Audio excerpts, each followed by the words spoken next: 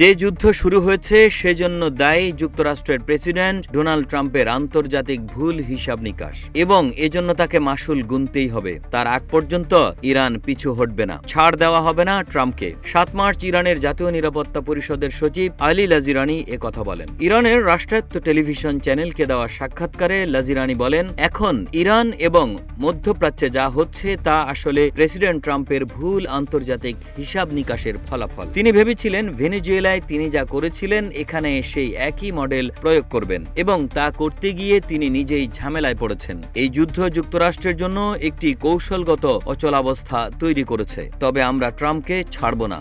যে ভুল তিনি করেছেন সেজন্য তাকে মাশুল গুনতেই হবে। ইরানের পরমাণু প্রকল্প নিয়ে গত ৬ ফেব্রুয়ারি থেকে ২৭ ফেব্রুয়ারি পর্যন্ত ২১ দিন ধরে টানা সংলাপ চলে তেহরান এবং ওয়াশিংটনের মধ্যে। ২৭ ফেব্রুয়ারি কোনো প্রকার সমঝোতা চুক্তি ছাড়াই শেষ হয় সেই সংলাপ। তার পরের দিন ২৮ ফেব্রুয়ারি ইরানে অপারেশন এপিক ফিউরি শুরু করে যুক্তরাষ্ট্রের সামরিক বাহিনী। ওয়াশিংটনের সঙ্গে তাল মিলিয়ে একই সময়ে ইরানের সামরিক অভিযান অপারেশন রোয়ারিং লায়ন শুরু করে ইসরায়েলও। হামলার পাল্টা জবাবে ইসরায়েল ও মধ্যপ্রাচ্যের মার্কিন ঘাঁটিগুলোতে দফায় দফায় ড্রোন ক্ষেপণাস্ত্র নিক্ষেপ করেছে ইরান।